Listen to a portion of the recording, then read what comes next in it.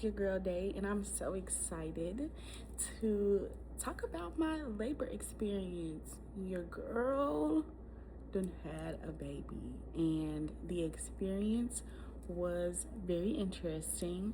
I just want to talk about some of the things that people, I guess, didn't warn me about. So let's jump right into it. Really, one of the very first things I would suggest for sure is the hospital tour. Go on that hospital tour because it's a very strong possibility you're going to learn about something that you definitely didn't know about, especially if it was your first baby like it is for me. Second thing, people kind of talk about the things that you really need to bring and you don't need to bring.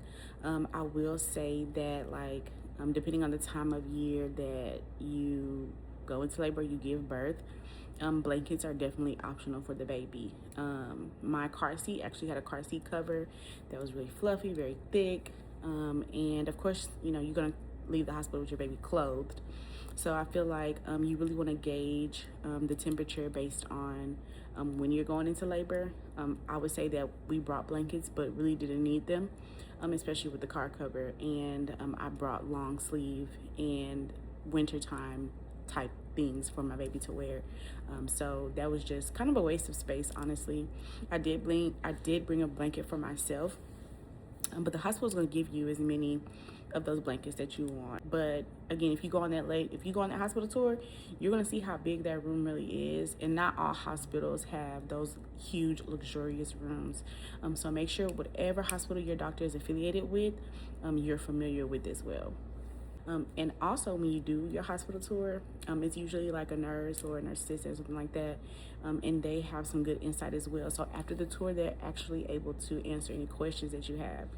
One of the things that was brought to my attention was, depending on the day or the time that I go into labor, my OB, my gynecologist, may not be there to deliver my baby. And I'm like, whoa, stop, because nobody told me this. Like, even my OB didn't tell me that. So that's definitely a conversation I would advise people to have as well. Okay, the next point that I want to make is, when I went into labor, I'm like, oh, you know, I have a little bit of time.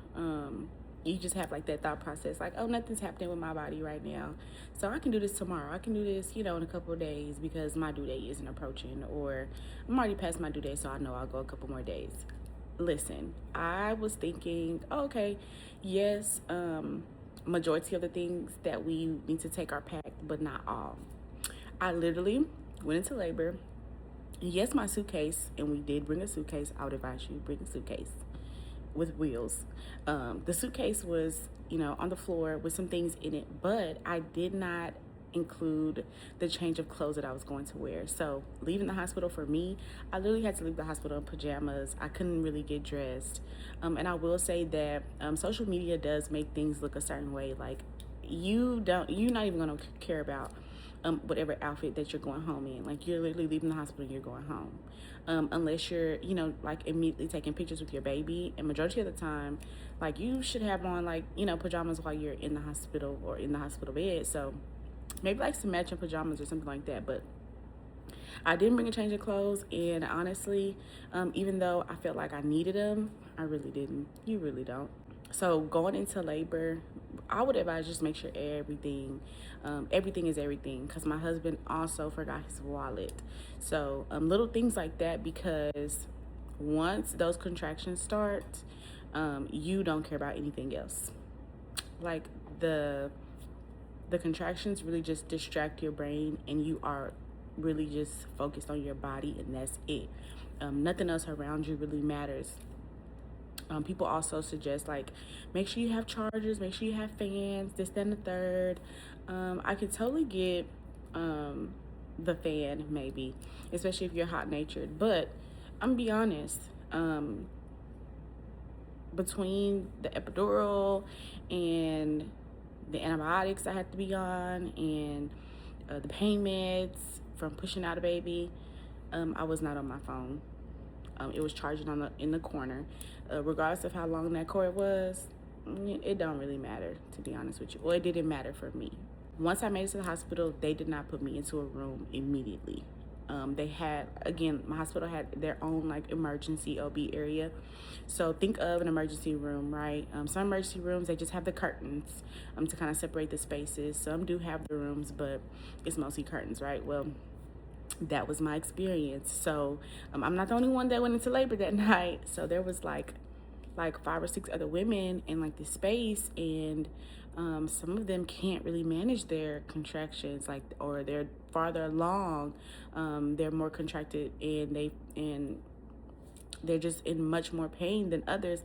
And so you're hearing screams, like you're hearing yelling, you're hearing so I would definitely be mindful. Maybe that's a question you can ask at the hospital tour, like what does the intake process look like, so that you're kind of well aware. Not that it bothered me, because again, when you're having contractions, nothing else really matters outside of just containing yourself. It may take some time for you to get into your own room and get settled in and all those things. I did opt in for the epidural, because who was finna push out a baby without no epidural? Now, granted, that's how God made us, right? And so we're very much so capable, because women are amazing. But with the option of epidural, I wanted it. When I made it to the hospital, surprisingly, I was 5 centimeters dilated. But I was also nervous when I got there, because, you know, after you dilate so much, they're not going to offer you the epidural. So based on the contractions I was having, I said, oh no, get the anesthesiologist in here right now, because who finna have this baby natural? Who finna have their first baby natural? Big mama not that big, okay? You gotta ease her into motherhood. You can't just, you know. But for sure, getting admitted was interesting. People talk about the pain. Let's talk about that. People talk about the pain, and they compare it to cramps, period cramps. I'm gonna be the person to tell you that was not the case for me. And I just wouldn't want to mislead the girls. You know, it's definitely something that's stronger than cramps, like on another level.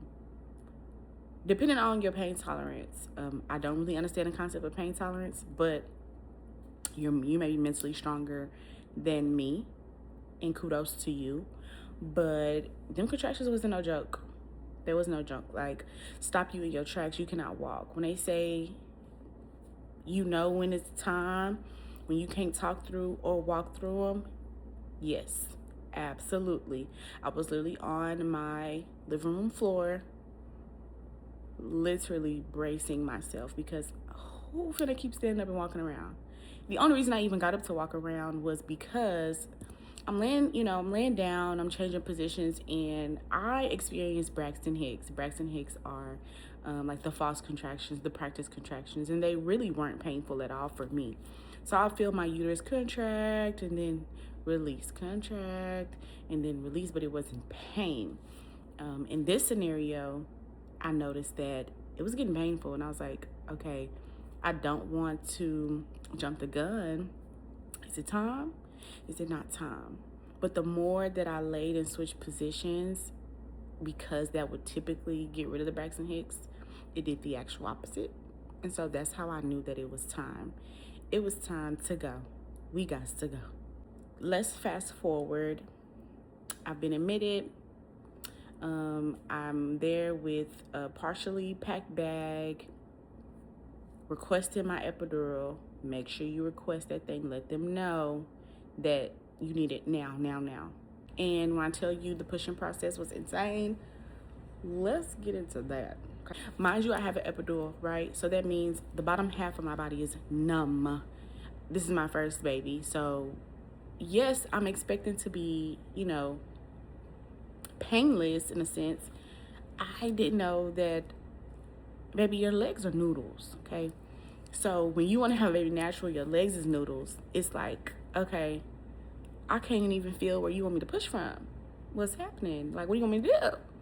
So I would say knowing your body and being in tune with your body is what's going to help you get that baby out if you have an epidural, because again, you're numb. So telling you to push, you got to know where to push from, where to push from within. So that was a big one. That was crazy. Even though she came out, no issue, she was definitely in there longer than we expected. So keep that in mind. If you feel like you wouldn't be able to persevere through something like that, that's definitely something to have a conversation with your OB about, for sure. Also, bedside manner is a thing that you would expect to be 10 out of 10, but sometimes it's not all the way that. I was one of those patients that that pooped while I was numb all the way down, right? I mean, I can't control my bowels. You can't control your urine. You have a catheter and things like that. So the bedside manner of my nurse was definitely interesting. I definitely expected a more so like, hey, let's go ahead and get you cleaned up. We're gonna change your bedding just to make sure everything's clean and ready to go for when it's time to push. Something like that. But instead, I had a nurse that was like, girl, what did you eat today? And I'm like, in that moment, you pay attention to those things, but you really, now is not the time to really care. But after the fact, I'm like, let me make sure I let my doctor know y'all being here acting up, because that is not how you talk to a patient whatsoever. So, but all in all, I really feel like the labor experience wasn't as nerve-wracking as you would feel getting closer and closer to labor. You can definitely tell those doctors are professional. They know exactly what they're doing. No doubt about it. You are definitely in good hands. I think it's really just about staying calm and trusting the process and trusting yourself. If something feels off, if you don't understand something, ask. Anytime there was something going on and I wanted to know why, and I wanted to know the reason, I wanted to know how much, I wanted to know the name of something, what are you giving me, for what, ask those questions. Like, don't be afraid to inquire. It's your body at the end of the day, and you are technically a paying customer. You are paying for these medical services. And so, just like most people in the world, you want top tier. If there's a nurse that you're like, ask for another nurse. There's nothing wrong with that. Don't ever feel like you can't speak up. Also, another quick tip, I would definitely advise to bring your own underwear, your own disposable underwear. The disposable underwear that the hospitals provide, they really do suck. I really want to talk like postpartum things in my part 2. I have a bunch of stuff. I'm like, oh my gosh, nobody told me. But now I know, and that's okay. And I just want to share. Because I really feel like as the new generation, yes, our parents have went through, the same things that we have.